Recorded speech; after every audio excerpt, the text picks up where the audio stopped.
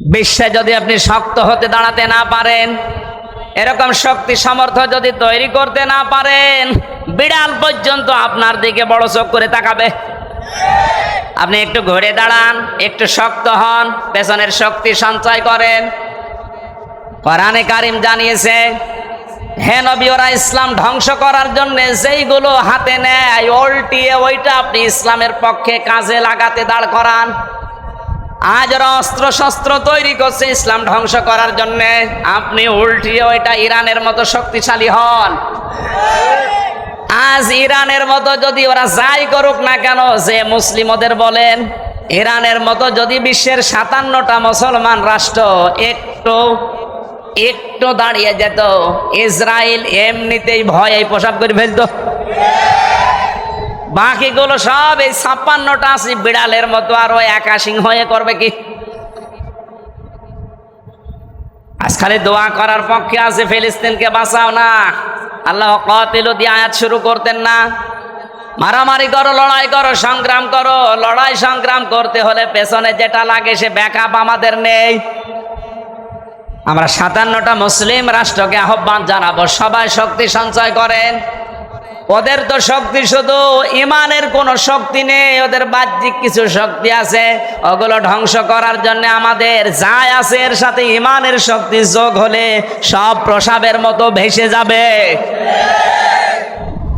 এই জন্য আমাদের উচিত হবে আমরা কোরআনকে শুধু পড়বো না, এটা আমরা দাঁড় করানোর চেষ্টা চালাবো। নামাজ যেভাবে পড়ি, রোজা যেভাবে রাখি, হজ যেভাবে ভরসা করে করে আসি, কোরআন কি করে বাংলাদেশে কায়েম হয় আমরা ওইটা করব। আমরা রাজনীতি বুঝি না, আপনি মেম্বার, চেয়ারম্যান, মেয়র, এমপি, মন্ত্রী যা হবেন হন, কোরআন মানার একটা পরিবেশ আমাদের দেশে তৈরি করে দেন, আমরা আপনার পক্ষে আছি।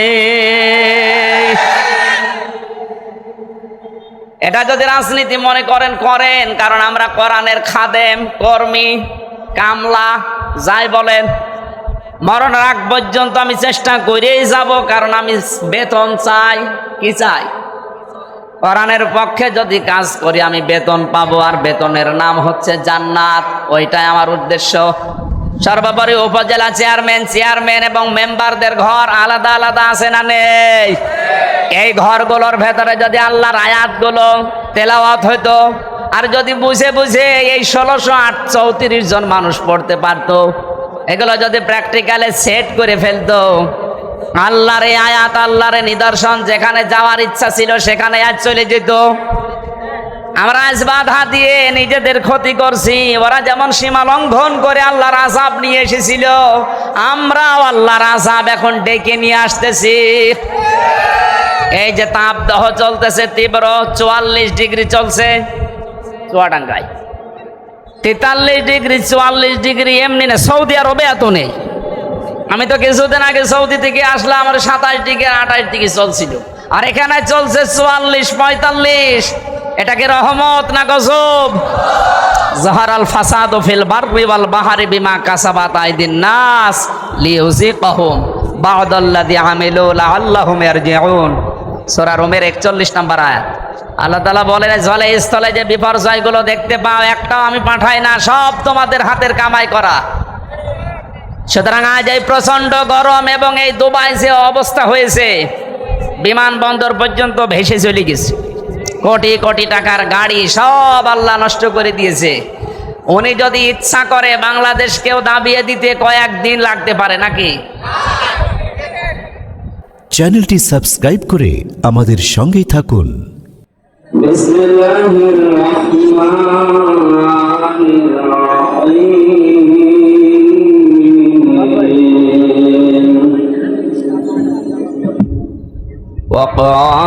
وقاتلوا في سبيل الله الذين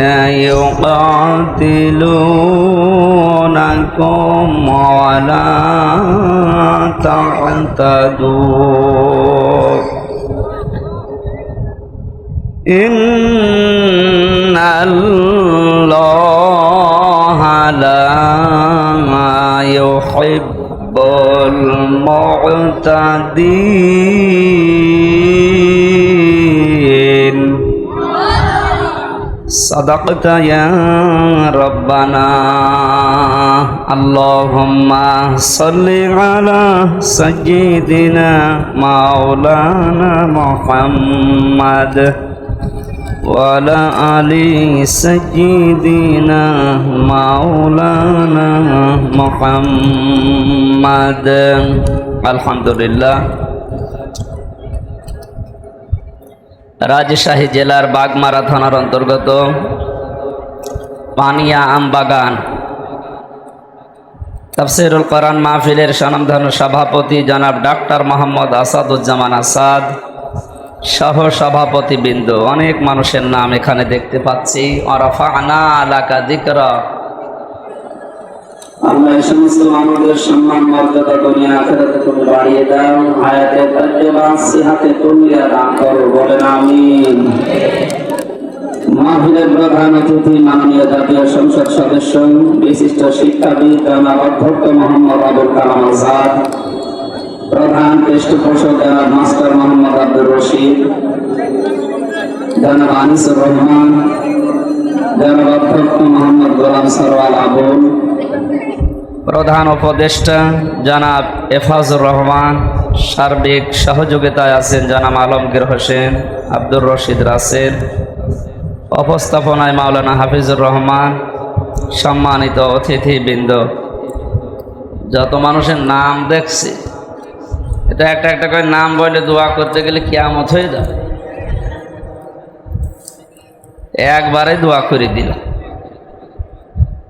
একটা গল্প পড়েছিলাম ছোটবেলায়, শিক্ষক জিজ্ঞাসা করছে ক্লাসে, এই ছেলে দৌড় বানান কর। Sir A B C D E F G H I J K L M N O P Q R S T U V W X Y Z. কি করলেন? এর ভেতরে আছে, আপনি বানান করিনি।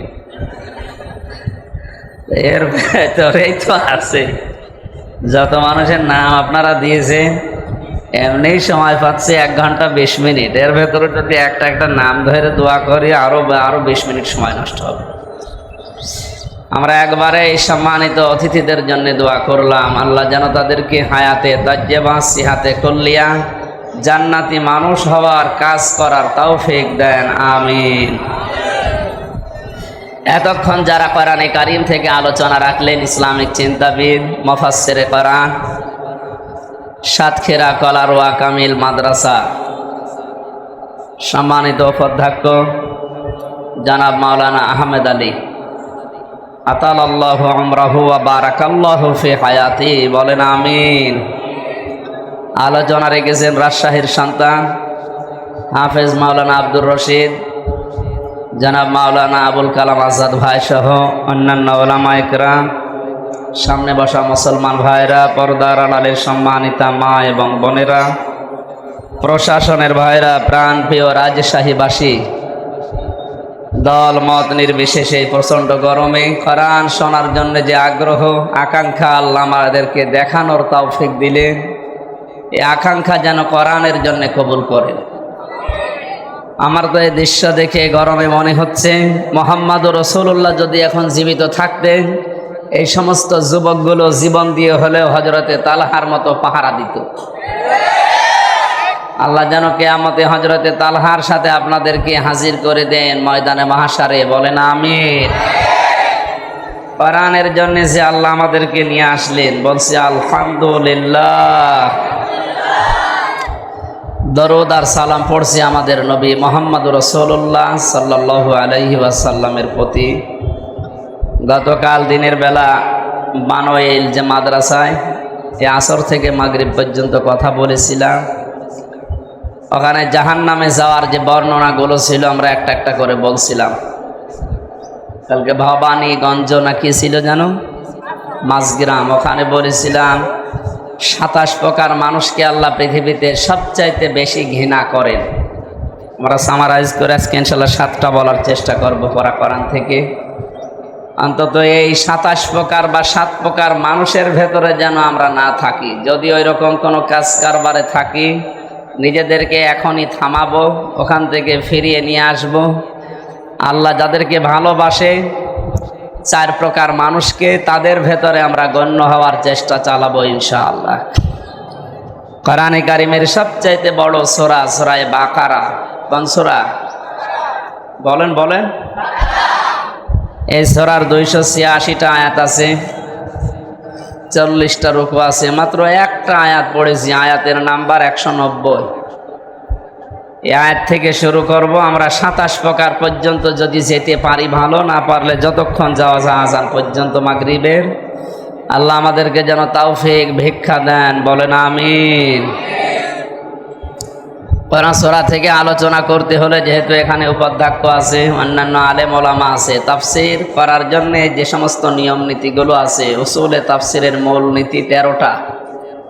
তার 1 নম্বরে কোনো আয়াত থেকে যদি জনগণের সামনে কথা বলতে হয়, আব্দুল্লাহ ইবনে মাসউদ রাদিয়াল্লাহু তাআলা আনহু তিনি তাফসীরে কাবীরে তাফসীর করার জন্য যে সমস্ত নিয়ম নীতি দিয়েছেন তার ভেতরে অন্যতম 5টা। 1 নম্বরে কোরআনের ওই আয়াতটা শুদ্ধভাবে তেলাওয়াত করে মানুষকে আগে শোনানো, আমরা পড়েছি নাকি? 2 নম্বর, যে ভাষায় কথা বলে তার মাতৃভাষায় ওই আয়াতের অর্থ মানুষকে আগে জানানো, সরল অর্থ আমরা করব ইনশাআল্লাহ। 3 নম্বরে আয়াতের প্রেক্ষাপট, ঐতিহাসিক যে নিয়ম নীতি আছে, শানে নজুল বলে আমরা যারা জানি, এই কথাটা আগে মানুষকে জানানো যে কেন আল্লাহ আয়াত নাজিল করেছিলেন। 4 নম্বরে আয়াতের বাস্তব ব্যাখ্যা তুলে ধরা লাগবে। ওই মানধাত আমলে কি হয়েছে ওগুলো বাদ দেন, এখন কি দরকার এই আয়াত থেকে সেইগুলো আমরা গবেষণা করে চিন্তা ভাবনা করে বের করে কথা বলার চেষ্টা করব। 5 নম্বরে আয়াতের মূল শিক্ষাটা নিয়ে বাড়ি যাওয়া। এই 5টা এখান থেকে আজকে নেব ইনশাআল্লাহ। জবান খুলে, শয়তান যদি আশপাশে থাকেও কোরআন পড়ার আগে যেহেতু আউযু বিল্লাহি মিনাশ শাইতানির রাজিম পড়া লাগে, এটা নফল, সুন্নাত না ফরজ? বলে কেন? ওয়াজিব। এটা কোরআনে কারীম পড়ার আগে আউযু বিল্লাহ পড়তেই হবে, মাস্ট বি, না পড়লে আপনার গুনাহ হবে। নামাজ পড়ার আগে আউযু বিল্লাহ পড়া লাগবে, নয়তো নামাজ হবে না, এমন কথা আছে? নেই। রোজা রাখার আগে কেউ যদি আউযু বিল্লাহ না পড়ে রোজা হবে না, আছে? কোরআন পড়ার আগে কেউ যদি আউযু বিল্লাহ না পড়ে ওর গুনাহ হবে। বলেন কেমন কঠিন বিষয় এটা। ফাইদা ক্বরাতাল কুরআনা ফাস্তাঈদ বিল্লাহি মিনাশ শাইতানির রাজিম। আল্লাহ পাক বলেন, হে নবী, আপনি যখন কোরআন তেলাওয়াত করা আরম্ভ করবেন তখন আল্লাহর কাছে শয়তান থেকে আশ্রয় চান। মুফাসসিরিন ইকরাম আয়াতের ব্যাখ্যা করতে গিয়ে লিখেছেন, পৃথিবীর কোনো ইবাদতে শয়তান মানুষকে এত ধোঁকা দেয় না কোরআনের কাছে আসলে যত ধোঁকা দেয়। কারণ শয়তান জানে কোরআন যদি মানুষের কাছে আসে আর মানুষ যদি কোরআন বোঝার চেষ্টা চালায়, আমি শয়তানি করার জায়গা পাবো না। কারণ শয়তানি করার যত রাস্তা আছে কোরআন সব রাস্তা বন্ধ করতে পারে না, পারে না? এজন্য এর কাছে আসতে হবে। বিশ্বনবী মুহাম্মদুর রাসূলুল্লাহকে যেদিন আল্লাহ নবুয়ত দান করেন, ওদিন জিবরাইল তাকে 3 বার চেপে ধরেছিলেন। এই কথাগুলো জন্মের পর থেকে আমরা শুনছি নাকি? 3 বার তাকে চেপে ধরার পরে তিনি বলেছিলেন, মা আনা বিকারি, আমি পড়তে পারি না, কি পড়বো? হযরত জিবরাইল বলেন, ইয়া রাসূলুল্লাহ সাল্লাল্লাহু আলাইহি ওয়াসাল্লাম পড়েন, ইকরা বিসমি রাব্বিকাল্লাযী খালাক। 1টা 2টা না, পরপর 5 আয়াত নবীজিকে জিবরাইল শুনিয়েছে। ফেরেশতা জিবরাইল নবীর সাথে 5টা আয়াতই পরপর পড়েছিলেন। তাফসীরে কাবীরে মুফাসসির আল্লামা ফখরুদ্দিন রাজি রহমাতুল্লাহ আলাইহি লিখেছেন, মনে হচ্ছে জিবরাইল যদি সূরা আলাক পুরাটা শেষ করতেন, মুহাম্মদুর রাসূলুল্লাহ পুরাটাই জিবরাইলের সাথে পড়তে পারতেন। প্রশ্ন আসতে পারে, প্রথম 3 বার তাকে বুকে চাপ দেওয়ার পরে কেন তিনি পড়লেন না? 3 বার তাকে বুকে চাপ দিয়েছিলেন, 3 বার বললেন আমি কি পড়বো, আমি পড়তে জানি না, কেন বললেন? ঠিকাই ব্যাখ্যায় লেখা আছে, এটা নবীজি যেন জানাতে চেয়েছেন, ভাই জিবরাইল, এতক্ষণ পর্যন্ত আপনি বলছিলেন পড়েন পড়েন পড়েন, কি পড়ব? আপনি যখন বললেন বিসমি রব্বিকা, ওই রবের নামে পড়েন, আল্লাযী খালাক, যিনি আপনাকে বানিয়েছে। তখন আমি পড়া আরম্ভ করেছি, কারণ রব ছাড়া অন্য কারো নামে আমি পড়তে পারি না। রব ছাড়া কোনো নামে আমি পড়তেই পারি না, এটা আমার বিবেকে মেনে নেয় না। এটা দিয়ে বিশ্বনবী নবুয়ত পাওয়ার প্রথম দিন তার উম্মতদেরকে শিক্ষা দিতে চেয়েছিলেন, আমার উম্মতেরা কিয়ামত পর্যন্ত যারা তোরা দুনিয়া একটা একটা করে যাবে, রব নাম ছাড়া অন্য কোনো নামে তোমরা পড়বা না। কারণ রবের নাম বাদ দিয়ে অন্য কোনো নামে যদি কেউ লেখাপড়া আরম্ভ করে, এটা শিক্ষায় শিক্ষিত হয় মনে হচ্ছে, কিন্তু দেখতে মনে হবে কাজ কারবারে লোকটা জানোয়ার হয়ে গেছে। কথার অর্থ বোঝার চেষ্টা করেন। আমি এই চোখে দেখেছি, বিশ্ববিদ্যালয়ে ক্লাস চলছে, ছাত্র শিক্ষককে জুতা দিয়ে পিটাচ্ছে আর বলছে শালা তোরে মেরেই ফেলবো। শিক্ষক শেষ পর্যন্ত হাত জোড় করে বলছে, বাবা আমারে ছেড়ে দিয়ে আর ক্লাস নেব না, না তোরে মেরে ফেলবো। তার আমি সিটের কথা বলেছিলাম, অমুকের সিট দিলি না তোরে মেরেই ফেলবো। এটা ছাত্র, এটা কি, এটা ক্লাস চলছে একটা। আপনারা কি কবরস্থানে আছে? মানে জীবিত মানুষের মতো জবাব দেবেন যে বললাম এটা কি ছাত্র, বলেন। আমি এই চোখে এইটাও দেখেছি, শিক্ষক অজু করছে, ছাত্র পানি পায়ে ঢেলে দিচ্ছে, অথচ ছাত্রর বয়স, আগেরটার বয়স 24 বছর আর পরেরটার বয়স 7 বছর। ছাত্র তো দুইটাই, ওইটাও ছাত্র এইটাও ছাত্র। এটা কোরআনের স্পর্শ পাওয়ার কারণে এখনো কোরআন পড়তেই পারে নাই, কেবল বিসমিল্লাহির রহমানির রহিম বলে কোরআন আরম্ভ করেছে। এ কারণে কোরআনে কারিম তাকে মানুষের মতো মানুষ বানিয়ে দিচ্ছে। আর ওইটার কাছে কোরআন নেই, মাস্টার্স হয়ে যাচ্ছে, ওটা জানোয়ার হয়ে গেছে। কথা যদি না বোঝার ভান করে থাকেন, আমি কিন্তু এখনই বন্ধ করে দেব, বুঝতেছেন? কোরআন মানুষকে কোন জায়গায় পৌঁছিয়ে দেয়, আর কোরআন না থাকলে মানুষ কোথায় পৌঁছায়? বিশ্ব নবীকে এই জন্যই আল্লাহ পাক জানিয়েছেন, হে নবী আপনি পড়েন, কিন্তু আপনার রবের নামে পড়েন। নবীজি উম্মতদেরকে এইটাই শিক্ষা দিয়েছিলেন যে পড়তে চাও, হে জিবরাইল আমি প্রথমেই যদি জানতাম যে রবের নামে পড়া লাগবে, তোমারে 3 বার বলা লাগতো না, আমি প্রথমে আরম্ভ করে দিতাম। আমি প্রথমেই খালি বলেছো ইকরা ইকরা ইকরা, পড়ো। তো কি পড়বো? তুমি তো নাম বলবা যে রবের নামে পড়ো।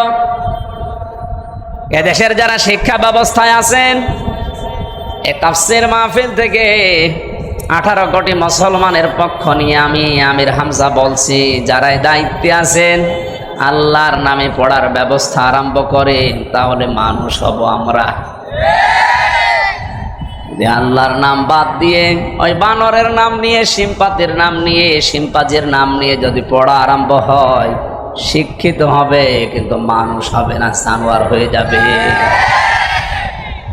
বলেন তো, যে ছেলেটা মাস্টার্স পাস করার পর কয়েকদিন বিসিএস পরীক্ষা দিয়ে টিকবে, এরপরে দুনিয়ার কোনো চেয়ারে বসবে, এই লোকটা, যে লোকটা ক্লাসে স্যান্ডেল দিয়ে শিক্ষক পিটাতে পারে, একটা সিট দেয়নি এই কারণে, সে লোকটা যদি কোনো চেয়ার পায়, ও কি করবে? চেয়ারের অবস্থা বলেন।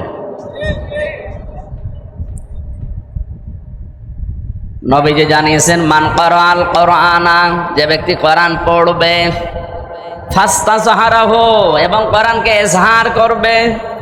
এজহার মানে, এজহার শব্দের শাব্দিক অর্থ হচ্ছে প্রকাশ করা, স্পষ্ট করা, দাঁড় করানো। 99টা অর্থ আছে এজহারের। কোরআন শুধু পড়ে তা না, কোরআনকে এজহার করার জন্য, দাঁড় করানোর জন্য, কায়েম করার জন্য, প্রতিষ্ঠা করার জন্য, স্পষ্ট করার জন্য যারা চেষ্টা চালাবে। কেন চেষ্টা চালাবে? এর পরের শব্দে দেখেন, ফাস্তাজহারাহু, দেওয়ার পরে নবীজি দিয়েছেন ফাহাল্লা হালালাহু ওয়া হাররামা হারামাহু, কোরআন যদি কায়েম হয়ে যায়, প্রতিষ্ঠিত হয়ে যায়, স্পষ্ট থাকে, তাহলে হালালকে হালাল মানা আর হারামকে হারাম মানা সহজ হবে। কোরআন যদি শুধু পড়া পর্যন্ত থাকে, এদিকে তাকান, কোরআন যদি শুধু পড়া পর্যন্ত থাকে, তা যদি এজহার না হয়, যদি কায়েম না হয়, তাহলে অনেক হালাল জিনিস আছে, হালাল জানার পরও আপনি মানতে পারবেন না। অনেক হারাম জিনিস আছে যেটা জানার পরও আপনি মানতে পারবেন না, এরকম পরিবেশ থাকবে। কিন্তু কোরআন যদি কায়েম থাকে, ওই পরিবেশ উল্টিয়ে যাবে। বাংলাদেশে সবাই আমরা জানি ঘুষ খাওয়া হারাম, সুদ খাওয়া, বলেন বলেন, জেনা করা, কিন্তু এমন এমন দৃশ্য এই দেশে, এমন এমন পরিবেশ তৈরি আছে কোরআন না থাকার কারণে। কোরআন আছে কিন্তু এজহার নেই, স্পষ্ট নেই, কায়েম নেই, কোরআন প্রতিষ্ঠিত নেই। এই কারণে এ জানার পরও আমরা অনেকে অনেক জায়গায় বাধ্য হই হারাম কাজগুলো করতে। এরকম জায়গা নেই? এই যে ব্যাংকিং ব্যবস্থা, সেই ইসলামী ব্যাংক বলেন আর যে ব্যাংক বলেন,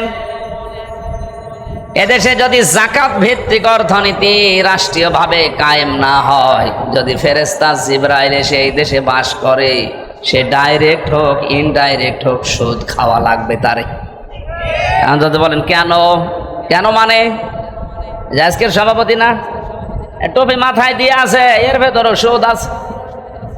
না, উনি 200 টাকা দিয়ে ভালো টুপি কিনলো, তো টুপিটা যে ফ্যাক্টরিতে বানিয়েছে সেই লোকটা লোন নিয়ে ফ্যাক্টরি বানিয়েছে। আমি নিচে গেলাম না, এভাবে গোড়ায় হাত দিতে গেলে দেখা যাচ্ছে আমিও ধরা পড়বো, দরকার নেই। সুতরাং এই জন্য বলছিলাম, জিবরাইল যদি দেশে এসে বলে আমি বসবাস করবো এই রাজশাহীতে, ওরেও সুদ খাওয়া লাগবে, উপায় নেই, উপায় নেই। কারণ কি? কারণ কোরআনে দেশে খালি পড়া আছে, এজহার নেই। কি নেই? কোরআন যদি সত্যি এজহার অবস্থায় থাকতো, প্রতিষ্ঠিত অবস্থায় থাকতো, আপনি জেনা করে বাঁচতে পারতেন না। কথা বলেন না কেন? আজ অনেকে জেনা করার পরে মিষ্টি বেলায়, বাংলাদেশে নেই? 100টা জেনা করার পরে উনি এখন সাকসেস, এই জন্য মিষ্টি বিলোচন করছে। যদি কোরআন প্রতিষ্ঠিত থাকতো, 100টা না, ওই একটা করার পর ওরা আগা কেটে দিত, তখন বাকি 99টা আর কিছু করতে পারতো। প্রথমটাই আগা কাটা শেষ। এই জন্য নবীজি বলেছেন, যদি এটা পড়ার পরে কেউ এজহার করার চেষ্টা চালায় আর হালালকে হালাল হারামকে হারাম জানার পরে মেনে নিতে পারে, আর মেনে নিতে পারবেন যখন কোরআন এজহার থাকবে। আদখালাহুল্লাহুল জান্নাহ, নবীজি বলেন আল্লাহ তাকে যেন জান্নাতে দিয়েই দিয়েছে। এ আলেম না আপনি? জেনারেল, এখানে আলেম বসে আছে, ওপার থাকতো আদখালাহুল্লাহুল জান্নাহ, আল্লাহ তাকে জান্নাতে দিয়ে দিয়েছে না দেবে। এটা মাসি আদখালা ইয়াদখিলু, তার মানে আপনাকে আল্লাহ জান্নাতে দিয়েই দিয়েছে। অতীতের শব্দ, প্রশ্ন আসতে পারে এখনো তো মরলাম না, জান্নাতে গেলাম কি করে? তার মানে সত্যিই যদি আপনি কোরআন পড়ার মতো পড়েন, এই যে মান ক্বরাআল কুরআনা, যে ব্যক্তি কোরআনকে পড়েছে, এখন ক্বরাআ কি? কোরআন পড়ার ব্যাপারে আল্লাহ পাক 3টা শব্দ কোরআনে দিয়েছেন, ক্বরাআ, রাতালা, তালাওয়া। এই 3টা শব্দের অর্থই হচ্ছে শুধু পড়া না, শুদ্ধ করে পড়া, ওর মানে বা অর্থ বোঝা, ওখান থেকে প্রাপ্ত জ্ঞানের ওপরে প্র্যাকটিক্যাল লাইফে সেট করা। 4 নম্বরে ওই জ্ঞানটা মানুষের কাছে পৌঁছিয়ে ওটা মানার ব্যবস্থা করে দেওয়া। তাহলে ব্যক্তি কোরআন পড়ে, তার ভেতরে কয়টা জিনিস পেলাম? 4টা। বলেন বলেন, আরো জোরে বলেন। 1 নম্বরে কোরআন পড়তে হবে কি করে? শুদ্ধ। আরো জোরে বলেন, বলেন। শুধু শুদ্ধ করে পড়লেই হচ্ছে না, ওটার মানে অর্থ বুঝতে হবে। বাংলাদেশের 100 জনের 95 জন মানুষ কোরআন শরীফ পড়তে পারে না শুদ্ধ করে। আর অর্থ বোঝা এটা তো বাদই দিলাম।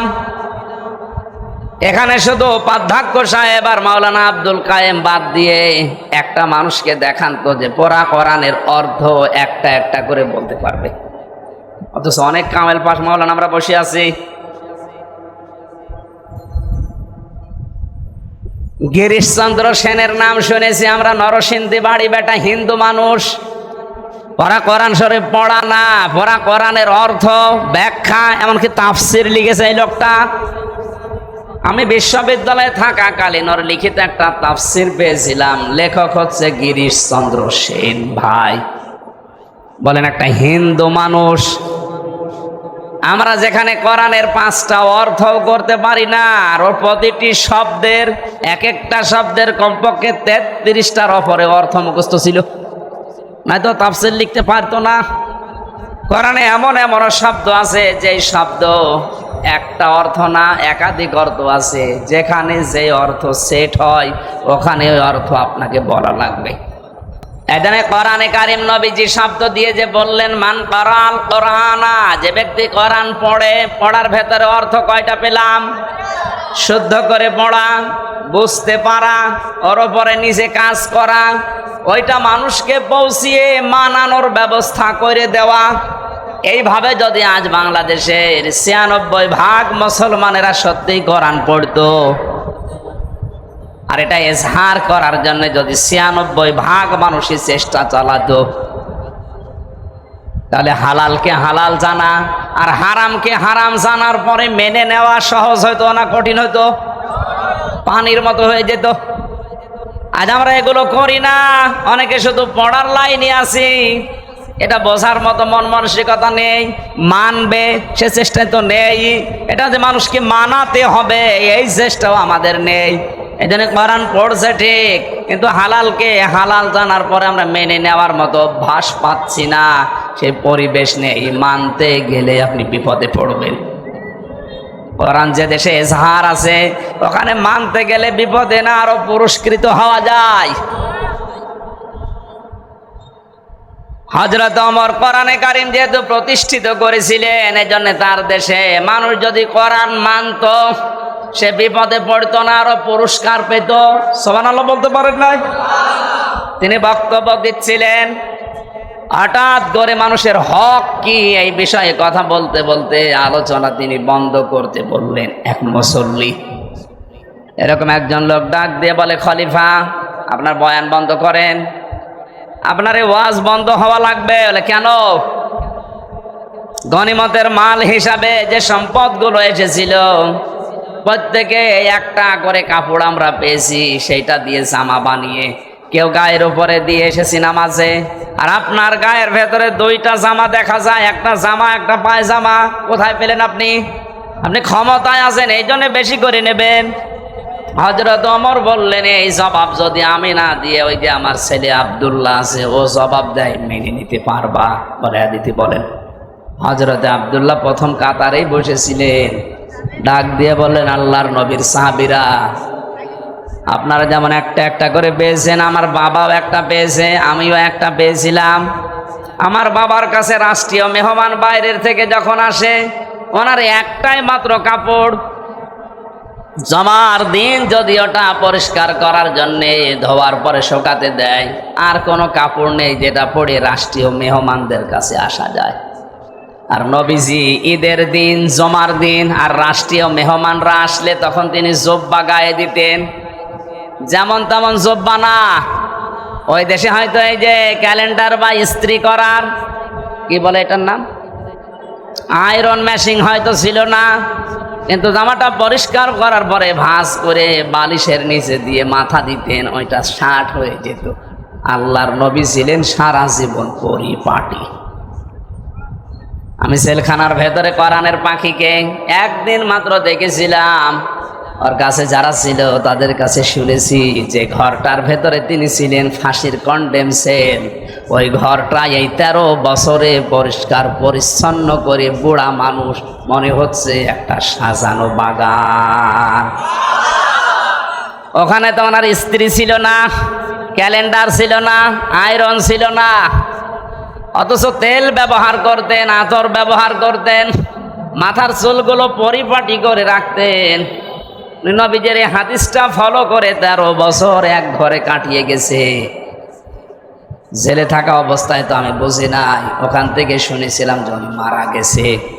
পরবর্তীতে ভিডিও দেখলাম, মরা চেহারা মনে হচ্ছে একটা জান্নাতি মানুষ ঘুমিয়ে আছে, অথচ বয়স 83-84 বছর। আমার এই 33 বছরে আমি পরিষ্কার থাকতে পারি না, চিন্তায় টেনশনে পাগল হয়ে যায়। আর 13টা বছর থেকে গেল, কিছুই মনে হচ্ছে না। তাহলে এখান থেকে একটা মাসলা শিখলাম, জমার দিন, ঈদের দিন আর বিদেশি কোনো অনুষ্ঠানে মেহমানরা যদি আসে, ওই রকম একটা জাঁকজমকপূর্ণ অনুষ্ঠানে যেতে হলে কি গায়ে দেওয়া লাগে? জুব্বা। বলেন না কেন? এটা গায়ে দেওয়া সুন্নাত। অথচ ঈদের দিন এই সুন্নাতটা আমাদের এই দেশ থেকে হারিয়ে যাচ্ছে। এই যে এরকম এরকম সিরা জামা গায়ে দিয়ে ফুলওয়ালা এমব্রয়ডারি করা, আপনার তো সুন্নত আদায় হচ্ছে না, স্টাইল আর ফ্যাশন হচ্ছে। কিছু মনে করেন না, অনেকে করে তাই। এই ঈদের দিনও অনেকে জুব্বা গায়ে দেয়নি। আগামী ঈদ থেকে, জমা থেকে কোনো বিদেশি অনুষ্ঠান যেখানে বড় জাঁকজমকপূর্ণ এরকম জায়গায় গেলে কি গায়ে দিয়ে যাবেন? এটা তো শুধু এই সামিয়ানার নিচে না, মানে বাইরেও আমল করেন ইনশাআল্লাহ। এটা সম্মান কমাবে কেন? সম্মান আরো বাড়াবে। নবীজির কোন সুন্নতে মানুষের সম্মান কমে দুনিয়াদারদের কাছে। যাদের ভেতরে আল্লাহর ভয় আছে তাদের সামনে গেলে আপনার সম্মান আরো বাড়বে।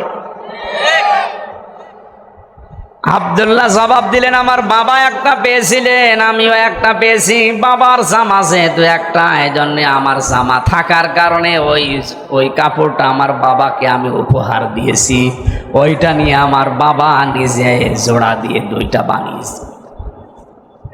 কোরআনে কারিম যদি প্রতিষ্ঠিত না থাকতো, আর কোন চেয়ারম্যান যদি এভাবে কথা বলতো, কোন জনগণ যদি সামনে থেকে বলতো, চেয়ারম্যান কথা থামান, এত সুন্দর জামা কোথায় পেয়েছেন? রিলিফের মাল চুরি করা নাকি? আমার মনে হয় ওর 10 বছর জেল হইতো। একটা চেয়ারম্যান, অথচ তিনি রাষ্ট্রপ্রধান, এ দেশের মতো না, সারা পৃথিবীর অর্ধেক জায়গা চালাতেন হযরত ওমর। এত বড় ক্ষমতা তার আঙ্গুলের ভেতরে আল্লাহ দিয়েছিলেন। সেই মানুষকে বয়ান চলাকালীন একজন সাধারণ মুসল্লি বয়ান বন্ধ করার পরে জবাব দিতে হয়েছে। এটা কোরআনে কারিম স্পষ্ট এজাহার, প্রকাশ্য প্রতিষ্ঠা কায়েম থাকার কারণে। এজন্য যে ব্যক্তি কোরআন পড়ে আরেকে এজাহার করার জন্য চেষ্টা চালায়, এ কথাগুলো আমি এমনিতেই বলতাম না, আর যেটা নেই এই জন্য আমি হাড়ে হাড়ে টের পাচ্ছি বাস্তবতা। ও রাজশাহীর মানুষেরা, যারা আমরা শুধু টুপি মাথায় দেয়, এ দায়িত্ব কি শুধু আমাদের? বলেন। নামাজ যেভাবে ফরজ মনে করে এই লোকটা পড়ে, আমি পড়ি, আমাদের যদি মন ওইভাবে তৈরি করে কোরআনে কারিমকে এজাহার করতে হবে, যদি ওই মন নিয়ে করতাম, বাংলাদেশে 96% মুসলমান, কেউ বাধা দেওয়ার সাহস পেত? কেউ রাজনীতি বলতো? বলেন। এই জন্য আমাদের উচিত হবে, আমরা কোরআনকে শুধু পড়বো না, এটা আমরা দাঁড় করানোর চেষ্টা চালাবো। নামাজ যেভাবে পড়ি, রোজা যেভাবে রাখি, হজ যেভাবে ভরসা করে করে আসি, কোরআন কি করে বাংলাদেশে কায়েম হয় আমরা ওইটা করব।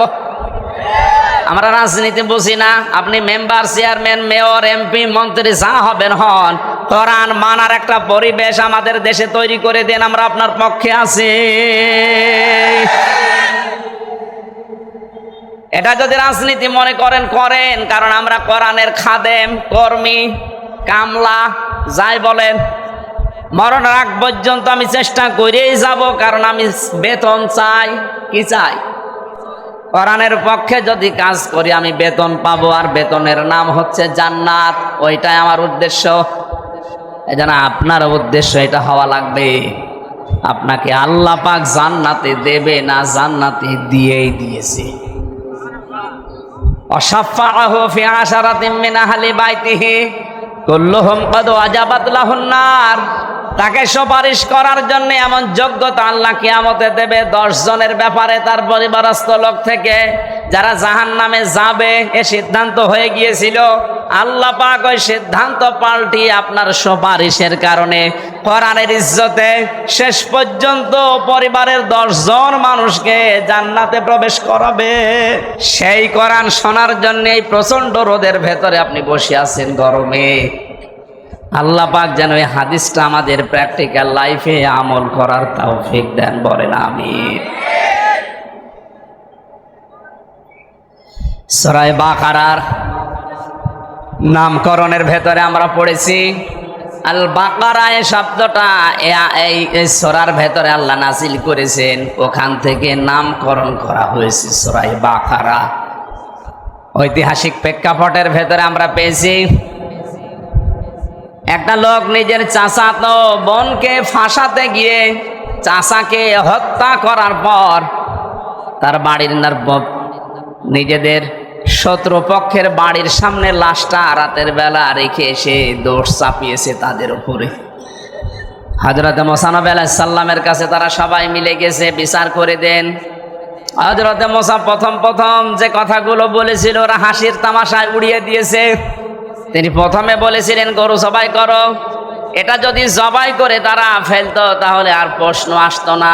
গরু জবাই করো বলার পরে ওরা এটাকে হাসি মনে করে বলছে গরু জবাই করব, এ গরুর কালার কেমন হবে, এ গরুর বয়স কেমন হবে। আল্লাহ রাব্বুল আলামিন তাদের এই কথা শোনার পরে অবান্তর প্রশ্নগুলো করার পরে এমন শর্ত জুড়ে দিয়েছে শেষ পর্যন্ত গরু পাওয়া যায় না। এখানে একটা মাসলা বের হয়, আলেমদের কাছে কোনো কিছু জিজ্ঞাসা করার পরে যদি সহজভাবে জবাব দিয়ে দেয় বারবার আপনি পেঁচাবেন না। কথা বুঝতেছেন?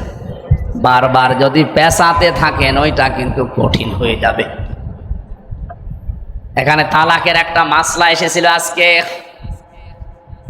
যেহেতু 2টা মত আছে, 4 ইমাম একমত দিয়েছে, অন্যান্য ইমামরা আর একটা মতে আছে। হ্যাঁ, ওই মত আমরা মানি না কিন্তু শ্রদ্ধা করি।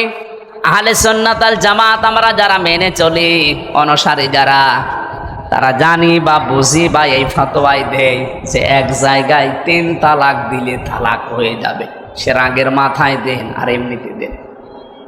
অন্যান্য ইমাম যারা ফেকার আছে তারা বলেছে না, বিশেষ করে আহলে হাদিস দাবি করে যারা, সালাফদেরকে মেনে চলে কথা যারা বলে, ওনারা সে মত মানে, ওনারা বলতে চায় এক জায়গায় 100 বার দিলে, এমনকি 29 দিন 30 দিন যদি একাধারে কেউ তালাক তালাক তালাক বলতেই থাকে, ওরা 30 দিন মিলে হবে একটা।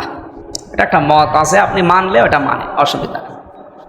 আহলে সুন্নাত ওয়াল জামাতের মত 4 ইমামের, যে এক জায়গায় যদি রাগের মাথায় আর আনন্দে যেভাবেই হোক 3 বার কেউ বলে ওর বউ তালাক হয়ে যাবে। আমার মাসলা বলার উদ্দেশ্য না এখানে, উদ্দেশ্য আছে কোনো বিষয় জানার পরে আপনার যেটা সহজ হয় এটা আপনি মেনে নিয়ে জীবন চালান, অসুবিধা নেই, কিন্তু বারবার আপনি পেঁচাবেন না কোনো জিনিস। মুসা নবীর জামানায় এই লোকগুলো বারবার পেঁচিয়েছে। প্রথমেই যদি গরুটা জবাই করতো তাহলে মিটে যেত ছাতা। বারবার বলছে গরুর বয়স কেমন হবে, রং কেমন হবে, এ গরু কি খাবে, বারবার প্রশ্ন করার পরে মুসা নবী আল্লাহকে বলে, আল্লাহ একটা একটা করে কঠিন জিনিস দেয়। শেষে বলেছে গরু বয়স হবে মাঝারি, রং হবে হালকা হলুদ। ও খুঁজেই পাওয়া যায় না শেষ পর্যন্ত। পাওয়া তো গেছে এক বড়ির গরু পাওয়া গেছে। সবাই টাকা পয়সা কালেকশন করে গরুটা জবাই করার পরে যখন গোশতটা ওই মৃত মানুষের লাশের উপরে লাগিয়েছে, মৃত মানুষ থেকে কথা বের হয়েছে, হ্যাঁ আমাকে হত্যা করেছে আমার নিজের আপন ভাইয়ের ছেলে, আমার ভাতিজা। শত্রুপক্ষকে ঘায়েল করার জন্য, তাদেরকে দুর্বল করার জন্য এই কাজ করেছে। আপনি এখান থেকে কি বুঝলেন? শুধু ঘটনা শুনে হাঁ করে আছেন কেন? কিছু নিয়ে যাওয়া লাগবে এখান থেকে। নিজে অন্যায় করার পর নিরপরাধ কোনো ব্যক্তি, কোনো জাতি, কোনো গোষ্ঠী, কোনো দলের উপরে দোষটা যদি চাপিয়ে দেন, আজ হোক কাল হোক ওইটা কিন্তু প্রকাশ হবে। যদিও এই দেশে হয় না।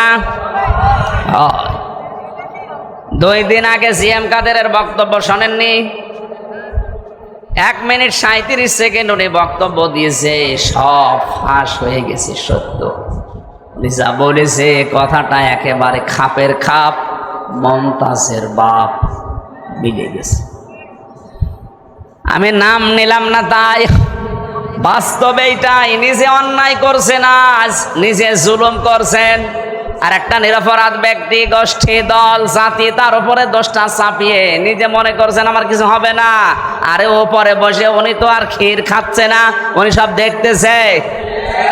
ওয়ালা তাহসাবান্নাল্লাহা গাফিলান আম্মা ইয়ামালুজ জালিমুন ইন্নামা ইউআখিরুহুম লিয়াউমিন তাশখাসু ফীহিল আবসার।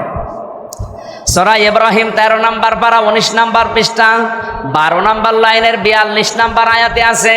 এটা ফি জিলালিল কোরআন তাফসিরে পাবেন।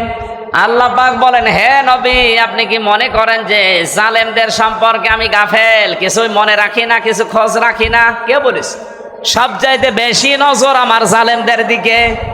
যেদিন চক্ষু উল্টিয়ে যাবে, ইন্নামা ইউআখিরুহুম লিয়াউমিন তাশখাস ফীহিল আবসার। মানুষের যেদিন দিক দাঁড়া হারিয়ে যাবে, চোখ উল্টানোর মতো হবে, এই দিন পর্যন্ত ওদেরকে আমি একটু ছাড় দিয়েছি। সুতরাং জালেম যারা আছেন, নিজের নফসের ওপরে, পরিবারের ওপরে, সমাজের ওপরে, জনগণের ওপরে জুলুম করছেন, থামেন আপনি। আপনাকে আল্লাহ ছাড় দিয়েছে, ছেড়ে দেবে না।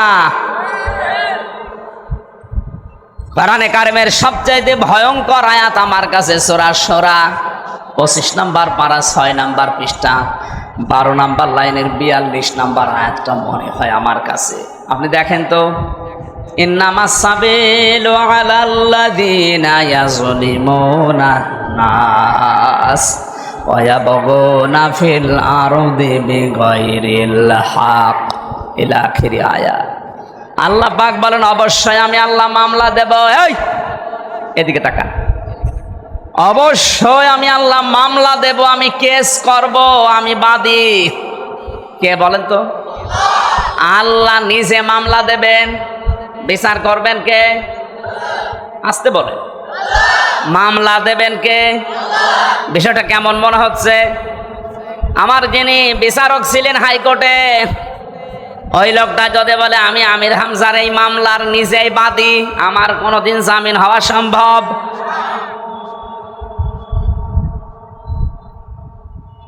আরে ভাই, আমি তো 3 বছর থেকে আসলাম অন্য কারণে। আমার যদি এরকম কোনো সাধারণ মানুষ মামলার বাদী হইতো, ওর মুখ বন্ধ করার জন্য 5 লাখ, 10 লাখ, 50 লাখ টাকা মুখের ওপরে মেরে মুখটা বন্ধ করে দিতাম। থাক, মামলার বাদী তো এরকম সলিমদ্দি কলিমদ্দি না। মামলার বাদী একেবারে সরাসরি জিবরাইল। এজন্য ওরে টাকা খাওয়িয়ে কাজ নেই। যে মামলার বাদী যত বড় হয়, বিচার তত ঝামেলা। কি আজকে বাংলাদেশে কারো বিরুদ্ধে যদি প্রধানমন্ত্রী নিজে মামলা করে, ওইটা তো ছোটখাটো। হ্যাঁ, আল্লাহ বলেন আমি মামলার বাদী। কাদের? ইয়াজলিমুনা নাস। ইয়াজলিমুনা এটা মোজারে, বর্তমান, ভবিষ্যৎ, প্রেজেন্ট, ফিউচার। এখানে ইয়াজলিমুন আল মুসলিমুনা নেই, ইয়াজলিমুন আন নাস। যারা মানুষ হয়ে মানুষের উপরে জুলুম করে, তাদের অধিকার নষ্ট করে, আল্লাহ বলেন আমি নিজে তাদের মামলার বাদী, আমি নিজে মামলা করব। বাংলাদেশে আয়াতটা মিলিয়ে দেখেন, 100 জনের আমার মনে হয় 95 জন এখন আল্লাহর মামলার আসামি। আমরাও। আমার তো আয়াতটা পড়ার পরে ভয় হচ্ছে, এটা আল্লাহবাদী কেস। এখানে যদি পুলিশ এসে কোনো কাজ করে, আপনি যদি বাধা দেন, তাহলে কেস হবে পুলিশবাদী কেস। এই কথা বলছে না কেন? আল্লাহর কাছে বাধা এটা, কারণ মানুষ আল্লাহর, এই মানুষের উপরে জুলুম করলে মামলা দেবে কে? এটা কি বাদী কেস? আল্লাহবাদী কেস। কি বাদী? বাংলাদেশে হাজার হাজার মানুষ এখন আল্লাহবাদী কেসের আসামি। বিচারপতি যদি বলে আমি তোর মামলার বাদী, তুই আর জামিন কিয়ামতের আগে পাবি না, আল্লাহ নিজে মামলার বাদী, বলেন আপনাকে কোন বাবা জামিন দেবে? বলেন। আপনি তো আশা করে আছেন না আমি বড় পীরের মুরিদ, ও পীরের কি হবে, ও তো আসামি, ও আসামি না। আর আমার কোরআন পড়ার পরে যতটুকু ধারণা বিশ্বাস জন্মিয়েছে, কিয়ামতের দিন সূরা আবাসার তাফসিরে আছে, প্রথমে মানুষের কাছ থেকে তার ভাই পালিয়ে যাবে, তার মা পালাবে, তার বাবা পালাবে, তার বউ পালাবে, তার সন্তানাদি পালাবে, তার আশপাশের লোক যারা ছিল তাকে সাহায্য করত, আশ্রয় দিত, তার ফাসিলাতি হিল্লাতি তো এরা পালিয়ে যাবে। এমনকি তার নেতা নেত্রী যাদের নাম করে দুনিয়ায় নিরাপদ মনে করত, এরাও পালাবে।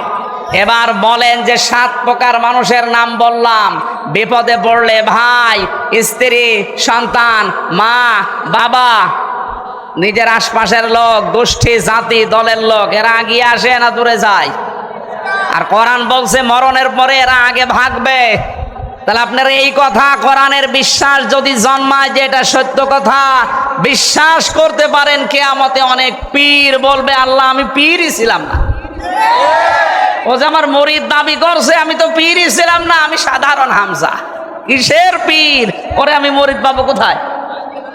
সুতরাং এই ধান্দায় যারা আছেন যে তুই পীরের মুরিদ, দুইজন শুধু হাত ধরে এইভাবে মারবে আর জান্নাতে যেয়ে পড়বেন, জান্নাত না জাহান্নামে পড়বে। কারো উপরে ভরসা করে লাভ আছে না। যাদের নাম আল্লাহ দিলেন এরাই যদি পালায়, পীর সাহেব বললাম না, বলবে আল্লাহ আমি পীর ছিলাম না, তুমি অন্য কিছু করো। যেন আমরা যেন আল্লাহর মামলার আসামি হয়ে না যায়, খুব ভয়ঙ্কর জিনিস এটা।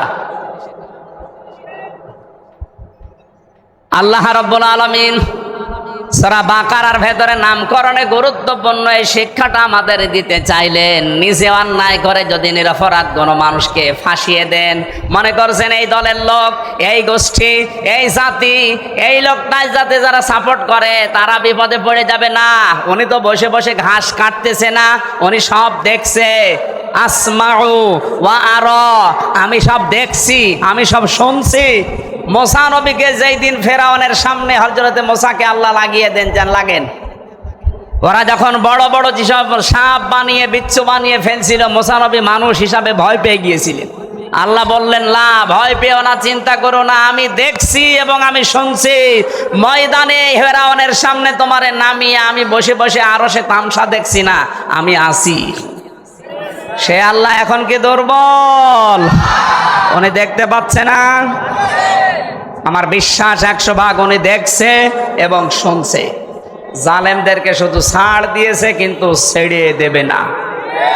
ইন্না বাদশা রব্বিকা লাশাদীদ, আমার ধরা বড় শক্ত ধরা। এমনিতেই কিছু বলি না, কিন্তু যদি ধরি ওরে আর ছাড়ি না। আল্লাহর ধরার আগে আপনি যেন নিজে সংশোধন হয়ে যান, এই জন্য আজকের মাহফিল। আজকে সূরা বাকারার নামকরণে কি পেলাম? নিজে অন্যায় কাজ করে কোন নিরপরাধ ব্যক্তি, গোষ্ঠী, জাতি, দলের উপরে যদি চাপিয়ে নিজে মনে করেন আমি নিরাপদ হয়ে গেলাম, পারবেন না। যে কোনো কায়দায় সত্যের কাঠি নড়বেই, আপনাকে আল্লাহ ধরাবেই। এই বিশ্বাস কোরআনে করেন তো? আল্লাহ তাআলা সূরা বাকারা থেকে এই শিক্ষাটা নিয়ে আমাদের প্র্যাকটিক্যালে আমল করার তৌফিক দিন, আমিন।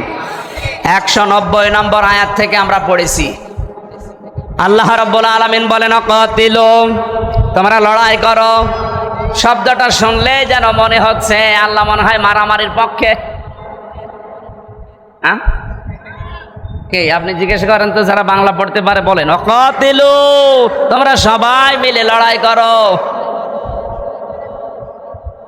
কাতালা ইকাতিলু মুকাতালাতান, এটা ভাবে মুফাআলা, এর বাংলা অর্থ হচ্ছে পরস্পর লড়াই করা, পরস্পর মুখোমুখি লড়াই করা, মারামারি করা। তাহলে আল্লাহ মারামারির পক্ষে। ফালাম তাকতুলুহুম ওয়ালাকিন্নাল্লাহা কাতালাহুম, সূরা আনফালের ভেতরে আল্লাহ জানিয়েছেন, এরা 17 নম্বর আয়াত, হে নবী আপনি তো ওই কাফেরদেরকে হত্যা করেননি, বরং আমি আল্লাহ নিজে তাদেরকে হত্যা করেছি। অমা রমাইতা ইয রমাইতা ওয়ালাকিন্নাল্লাহা রমা, ওই যে বালি নিক্ষেপ করেছিলেন ওটা আপনি নিক্ষেপ করেননি, ওটা শুধু সামনে আপনি ফিকে মেরেছিলেন, বাকি প্রত্যেকের চোখের উপরে পৌঁছিয়ে দেওয়ার দায়িত্ব পালন করেছে আমি আল্লাহর কুদরত। এ সমস্ত আয়াতগুলো দ্বারা বোঝা যায় আল্লাহ মারামারির পক্ষে। কেন এই শব্দটা দিয়ে আল্লাহ আয়াত শুরু করলেন? বিশ্বে যদি আপনি শক্ত হতে দাঁড়াতে না পারেন, এরকম শক্তি সামর্থ্য যদি তৈরি করতে না পারেন, বিড়াল পর্যন্ত আপনার দিকে বড় চোখ করে তাকাবে। আপনি একটু ঘুরে দাঁড়ান, একটু শক্ত হন, পেছনের শক্তি সঞ্চয় করেন। কোরআনে কারিম জানিয়েছে, হে নবী, ওরা ইসলাম ধ্বংস করার জন্য যেইগুলো হাতে নেয় উল্টিয়ে ওইটা আপনি ইসলামের পক্ষে কাজে লাগাতে দাঁড় করান। আজ ওরা অস্ত্র শস্ত্র তৈরি করছে ইসলাম ধ্বংস করার জন্য, আপনি উল্টিয়ে ওইটা ইরানের মতো শক্তিশালী হন। আজ ইরানের মতো যদি ওরা যাই করুক না কেন, যে মুসলিম ওদের বলেন, ইরানের মতো যদি বিশ্বের 57টা মুসলমান রাষ্ট্র একটু দাঁড়িয়ে যেত, ইসরায়েল এমনিতেই ভয় এই পোশাক করে ফেলতো। বাকিগুলো সব এই 56টা আছে বিড়ালের মতো, আরো একা সিংহ হয়ে করবে কি? আজ খালি দোয়া করার পক্ষে আছে, ফিলিস্তিনকে বাঁচাও না, আল্লাহ কাতিলু দিয়ে আয়াত শুরু করতেন না? মারামারি করো, লড়াই করো, সংগ্রাম করো। লড়াই সংগ্রাম করতে হলে পেছনে যেটা লাগে সে ব্যাকআপ আমাদের নেই। আমরা 57টা মুসলিম রাষ্ট্রকে আহ্বান জানাবো, সবাই শক্তি সঞ্চয় করেন। ওদের তো শক্তি শুধু ইমানের কোনো শক্তি নেই, ওদের বাহ্যিক কিছু শক্তি আছে, ওগুলো ধ্বংস করার জন্য আমাদের যাই আছে এর সাথে ইমানের শক্তি যোগ হলে সব প্রসাবের মতো ভেসে যাবে। হ্যাঁ, ওদের লড়াই আর আমাদের লড়াইয়ের ভেতরে পার্থক্য আছে। আমাদের লড়াইটা ইবাদত আর ওদের লড়াইটা, কোরআনে কারিম জানিয়েছে, আল্লাযীনা আমানু ইউকাতিলুনা ফি সাবিলিল্লাহ, যারা ঈমানদার তারা লড়াই করবে কিন্তু রাস্তা হবে না। আল্লাযীনা কাফারু ইউকাতিলুনা ফি সাবিলিত তাগুত, যারা কাফের তারাও লড়াই করবে, সংগ্রাম করবে, মিছিল করবে, মিটিং করবে, তাদেরও কাজ কারবার হবে। কি হবে? তাদের কাজটা হবে তাগুতের রাস্তায়, শয়তানের রাস্তায়। ফাকাতিলু আউলিয়া শয়তান, তোমরা লড়াই করার জন্য প্রস্তুতি নাও শয়তানের অনুচরদের বিরুদ্ধে। ইন্না কায়দা শাইতানি কানা দাঈফা, শয়তানের যত চক্রান্ত সব একেবারেই দুর্বল। শুধু দুর্বল না, দাঈফ না দাঈফা, একালিপ টান দিয়েছেন আল্লাহ। শয়তানের যত চক্রান্ত আছে সবগুলো একেবারেই দুর্বল, মাকড়সার জালের চাইতেও দুর্বল। জোরে বলেন সুবহানাল্লাহ।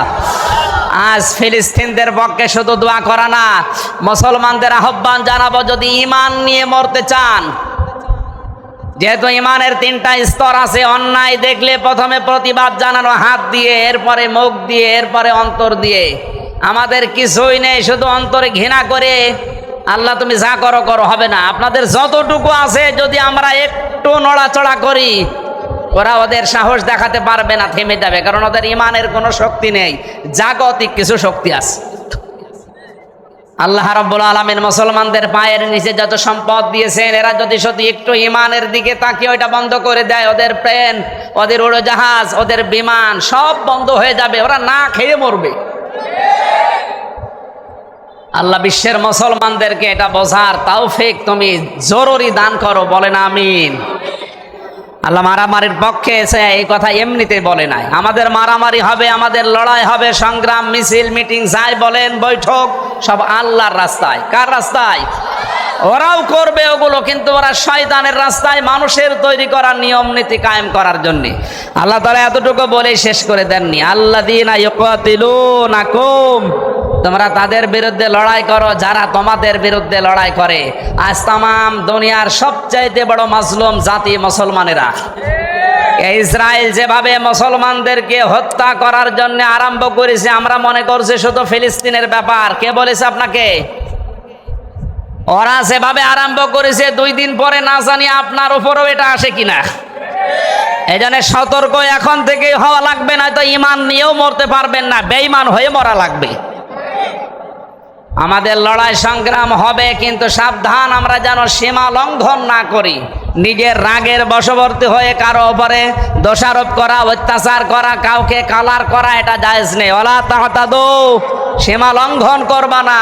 যে 27 প্রকার মানুষকে আল্লাহ পৃথিবীতে সবচাইতে বেশি ঘৃণা করে তার অন্যতম এরা। 1 নম্বরে যারা সীমা লঙ্ঘন করে তাদেরকে আল্লাহ ঘৃণা করেন।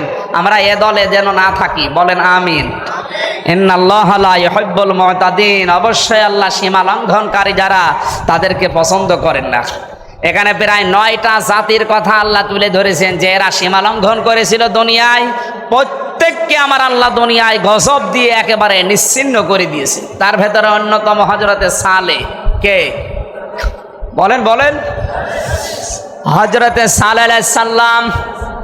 وإلى عاد أخاهم صالحا قال يا قوم اعبدوا الله ما لكم من إله غيره قد جاءتكم بينة من ربكم هذه ناقة الله لكم آية فذروها تأكل في أرض الله ولا تمسوها بسوء فيأخذكم عذاب أليم।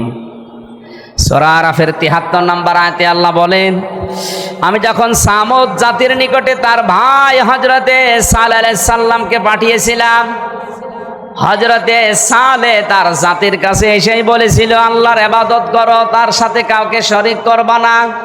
অবশ্যই তার পক্ষ থেকে তোমাদের কাছে স্পষ্ট দলিল আর প্রমাণ নিয়ে আমি এসেছি। হাদিহি নাকাতুল্লাহ, তার ভেতরে অন্যতম এই যে আল্লাহর উষ্ঠি।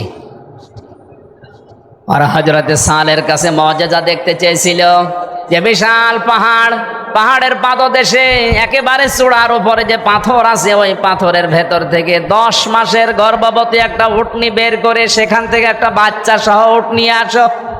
আল্লাহ রাব্বুল আলামিনের নবী সালেহ সেজদায় পড়ে বলেছিলেন, মাবুদ তুমি আমাকে সাহায্য করো। শেষ পর্যন্ত আল্লাহ এই ব্যবস্থা করে পাহাড় থেকে উটটা পাঠিয়েছিলেন। ওটা যখন নেমে আসছিল, এটা তাফসিরে খাসেনের ভেতরে আছে, উটনি যখন 10 মাসের গর্ভবতী উটনি নেমে আসতেছে বাচ্চা সহ, হযরতে সালেহ ওটা দেখার পরে বললেন, হাদিহি নাকাতুল্লাহ, এটা আল্লাহর উষ্ঠি। আয়াতান, এটা নিদর্শন। ফাদারুহা, তাদেরকে ছেড়ে দাও, এদের 2 জনকে ধরবা না। তাকুল ফি আরদিল্লাহ, আল্লাহর জমিনে রেখে বেড়াবে, যা ইচ্ছা খাবে, যা ইচ্ছা পান করবে। এর কাছে কোনো খারাপ উদ্দেশ্য নিয়ে কেউ যেতে পারবা না। যদি যাও আল্লাহর কঠিন আযাব আসবে। এবার আমার শিক্ষা আয়াতের, আপনারা আছেন তো? তারা আল্লাহর নবীর কাছে মুআজিজা চেয়েছিলেন, আল্লাহ পাক নবীর দরখাস্ত অনুযায়ী মুআজিজা পাঠিয়েছিলেন। এ মুআজিজার কাছে খারাপ উদ্দেশ্যে যাওয়া নিষেধ ছিল। মুআজিজার যেখানে ইচ্ছা যাবে, যা ইচ্ছা খাবে। কিন্তু জাতির লোকেরা ভুল করেছিল এইটা, মুআজিজা যেখানে ইচ্ছা যাবে, যা ইচ্ছা খাবে। খেতে তো দেয়নি, যেতে তো দেয়নি। আগে তার বাচ্চাটাকে মেরেছে, এরপরে উষ্টিটাকে মেরেছে। আল্লাহ রাব্বুল আলামিন বলেছিলেন যেখানে যাবে, যেখানে খাবে, খারাপ উদ্দেশ্য নিয়ে আসবে না। এসেছিল আল্লাহ এই সীমা লঙ্ঘনের কারণে আযাব দিয়ে পুরা জাতিকে আল্লাহ ধ্বংস করে দুনিয়া ইতিহাস তৈরি করে রেখেছেন। এটা আবার কোরআনে দিয়েছেন খেলা করার জন্যে, শিক্ষা নেওয়ার জন্য।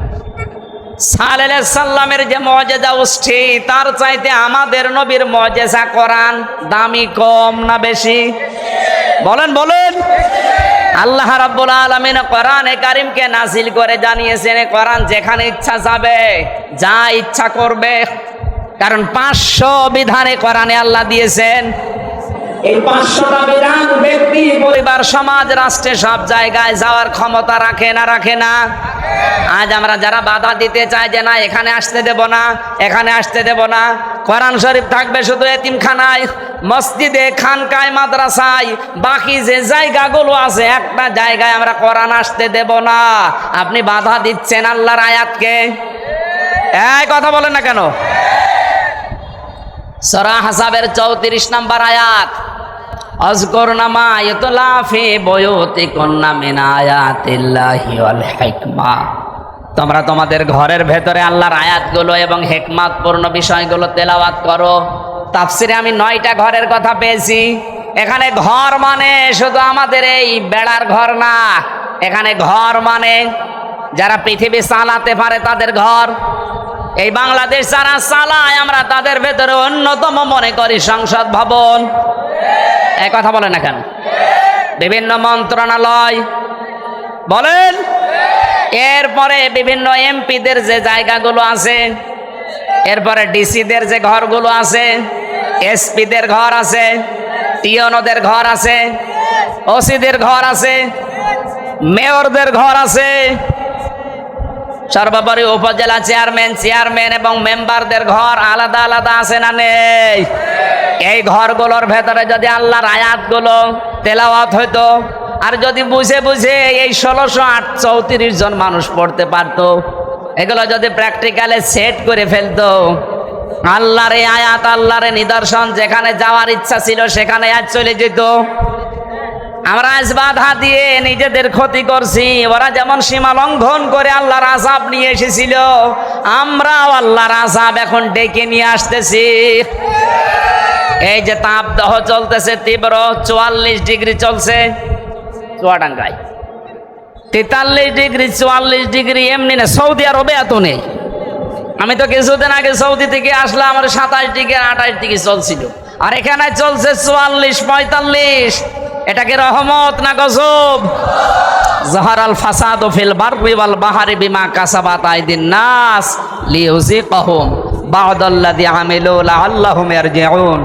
সূরা রুমের 41 নম্বর আয়াত। আল্লাহ তাআলা বলেন, জলে স্থলে যে বিপর্যয়গুলো দেখতে পাও একটাও আমি পাঠাই না, সব তোমাদের হাতের কামাই করা। সুতরাং আজ এই প্রচন্ড গরম এবং এই দুবাই যে অবস্থা হয়েছে, বিমানবন্দর পর্যন্ত ভেসে চলে গেছে, কোটি কোটি টাকার গাড়ি সব আল্লাহ নষ্ট করে দিয়েছে। উনি যদি ইচ্ছা করে বাংলাদেশকেও দাবিয়ে দিতে কয়েকদিন লাগতে পারে নাকি? এটা শুধু মুখে বলেন, একটু বিশ্বাসে এনে বা ভেতরে ভয় তৈরি হয় না যে আল্লাহ আমাদেরকে তুমি তীব্র গরম যদি দিতে পারো, এ দেশটাকে 100 হাত মাটির নিচে ওই ডেড সি যেটা করেছিল লূত নবীর জামানায়, ওইটাও আল্লাহ করতে পারে না? কক্সবাজারের যে সমুদ্র সৈকত, যে পানির অবস্থা, আমার মনে হয় যদি 200 হাত উঁচু হয়ে পানি একবারে আসে, এ দেশ খুঁজে পাওয়া যাবে? আর আল্লাহ এখন ক্ষমতায় নেই, তাই আমরা বিশ্বাস করছি না। অনেক ক্ষমতায় থাকলে ঠিকই বিশ্বাস করতাম। আল্লাহ বলেন, আমি এগুলো কেন দেই মাঝে মাঝে, যে প্রচন্ড গরম, দুবাইয়ের এই বিমানবন্দর উড়িয়ে দেওয়া এমনি দেয়নি, দিয়েছি এই কারণে মানুষ যেন একটু টের পায় যে তার হাতের কামাই করা বিষয়ের কি আযাব। এগুলো আমি মজা চাকতে দেই যেন ফিরে আসে, কিন্তু মানুষ তো ফিরে আসে না, ওদের বৃদ্ধি আরো বাড়ে, বলে এগুলো প্রাকৃতিক দুর্যোগ। প্রাকৃতিক দুর্যোগ বলে কিছু নেই, সব আমাদের হাতের কামাই করা বস্তু। আল্লাহর এই আয়াত, আল্লাহর নিদর্শন, এই মুজিজা কোরআন, যেখানে ইচ্ছা যাবে, যা ইচ্ছা খাবে, যেখানে ইচ্ছা ব্যবহার হবে, এগুলো আমরা করতে দেইনি। সালেহ আলাইহিস সালামের জামানায় উটকে যেমন ওরা ক্ষতি করেছিল, আমরাও আজ বিভিন্ন জায়গায় ডাইরেক্ট ইনডাইরেক্ট কোরআনের ক্ষতি করছি। আল্লাহ আমাদেরকেও আযাব পাঠাচ্ছে এই কারণে। আমরা কোরআনকে যেখানে যাওয়ার দরকার ওখানে পৌঁছিয়ে দেই, আমার জীবনও উন্নত হবে, দেশেরও সমৃদ্ধি বাড়বে। দ্বিতীয় নম্বরে আল্লাহ দিয়েছেন হযরতে সালেহ আলাইহিস সালামের পরে দিয়েছেন শুআয়ব আলাইহিস সালামের জামানার কিছু কথা। এগুলো এই যে 7টা বা 9টা জাতির কথা কোরআনে আল্লাহ তুলে দিলেন শিক্ষা নেওয়ার জন্যে। শুআয়ব আলাইহিস সালামের জাতিকে আল্লাহ ধ্বংস করেছিলেন 2টা কারণে। কয়টা? আজকে আমি রাজশাহী শহরে বিমানবন্দরের পেছনে যেখানে জমার নামাজ পড়িয়েছি, ওখানে এই 2টা বিষয় টাচ দিয়েছিলাম। শুআয়ব আলাইহিস সালামের জাতিকে আল্লাহ ধ্বংস করেছিলেন কয়টা অপরাধের কারণে?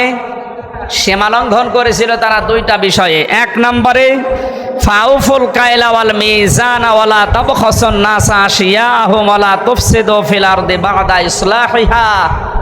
ওরা ওজনে কম বেশি করত, এ বাংলাদেশে তো নেই। ওজন মানে আপনি কি মনে করেন শুধু দাড়ি পাল্লায় যারা ওজন করে এই ওজন?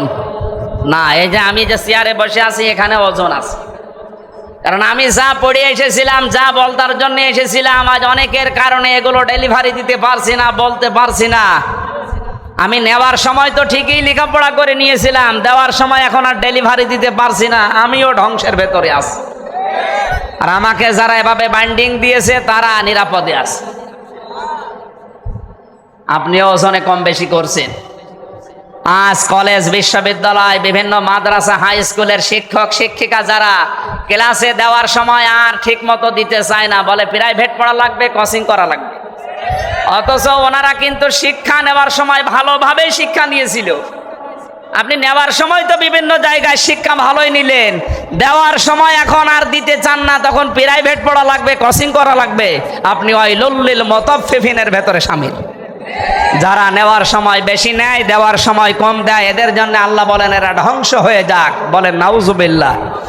এইরকম সীমা লঙ্ঘন আমাদের দেশেও চলছে।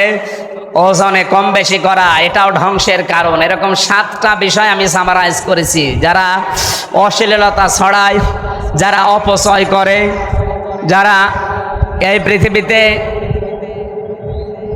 অশ্লীলতা ছড়াচ্ছে, অপচয় করছে, এবং যারা সবগুলো আমার নোটে আমাকে মনে নেই এখন। 27টা বিষয় আমার পড়া ছিল। এই 27টা বিষয় যে মানুষগুলো দুনিয়াতে আঞ্জাম দেবে, করবে, তার অন্যতম সীমা লঙ্ঘন করা। এদেরকে আমার আল্লাহ নিজের পক্ষ থেকে জানিয়েছেন, আমি এদেরকে ভালোবাসি না, ঘৃণা করি, ঘৃণা করি, ঘৃণা করি। আল্লাহ আমাদেরকে জুলুম যে মানুষগুলো করবে, জুলুমকারী, তাদেরকে আল্লাহ পছন্দ করেন না।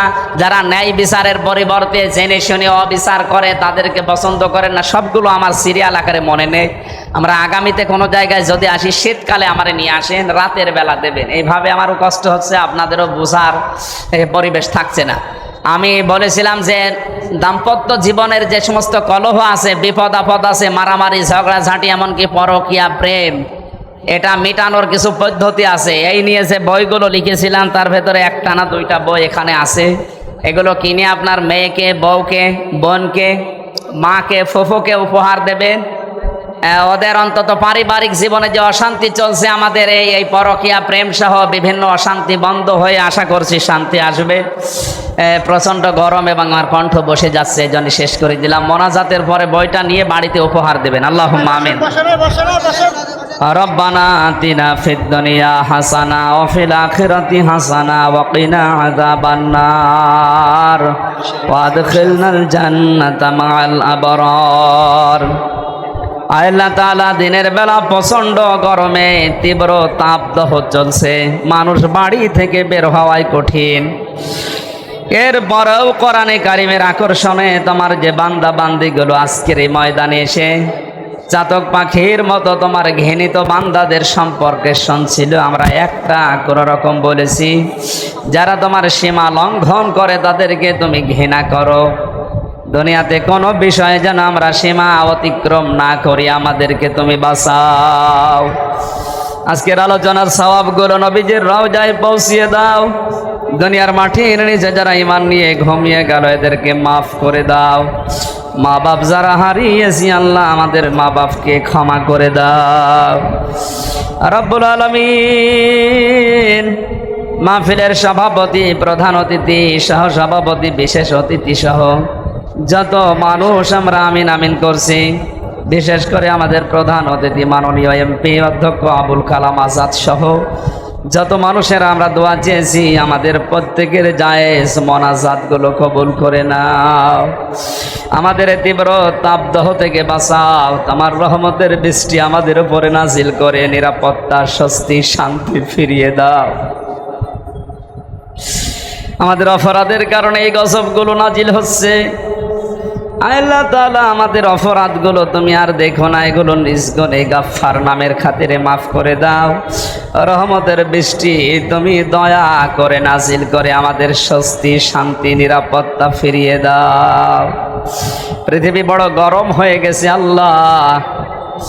আমাদের গরিব দেশে যদি 44 ডিগ্রি সেলসিয়াস চলে, আমরা কোথায় যাব? তোমার রহমতের দিকে আজ হাজার লক্ষ বান্দারা বান্দিরা তাকিয়ে আছে। আমাদের জন্য এই পৃথিবীতে বহু সৃষ্টি এখন কষ্ট পাচ্ছে।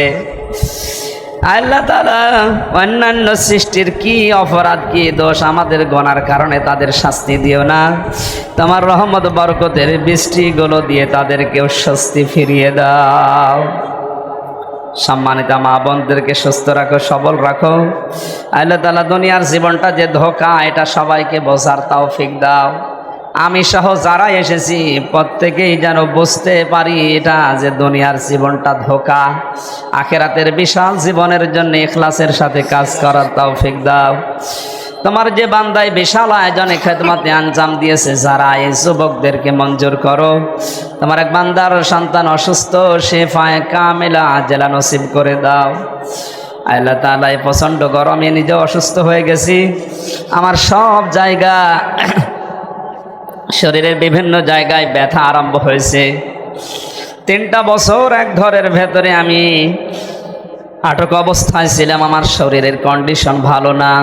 তুমি দয়া করো, মেহেরবানি করো, আমার শরীরটাকে কোরআন প্রচারের জন্যে শরীরটাকে মেহেরবানি করে তুমি শেফায়ে কামেলা আজেলা নসিব করে দাও।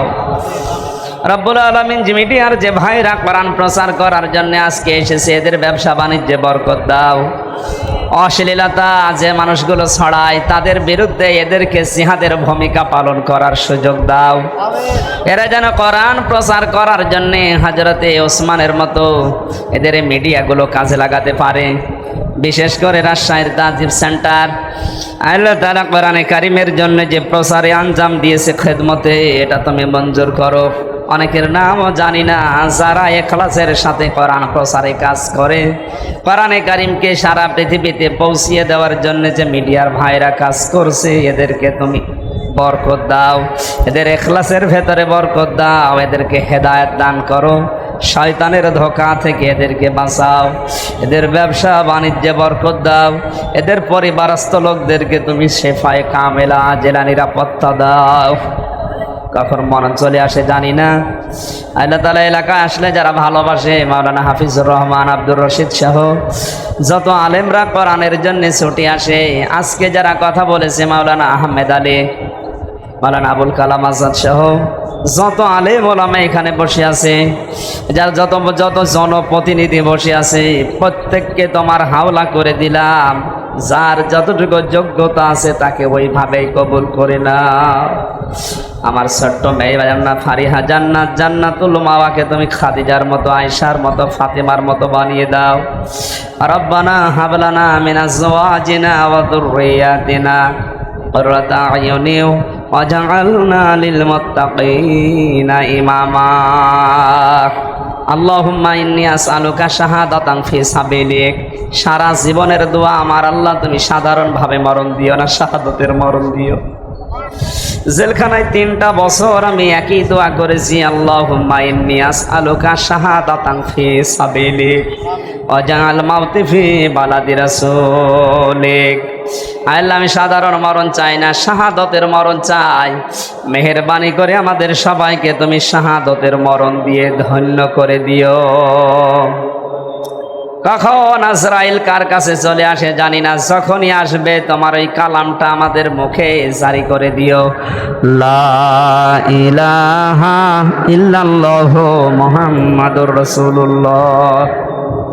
এখানে বলতে আছেন, যাওয়ার সময় দিয়ে ছেলেরা মেয়েদেরকে দেবেন, মেয়েরা ছেলেদেরকে দেবেন, অবশ্যই কাজে লাগবে। অনেক তথ্য দেওয়া আছে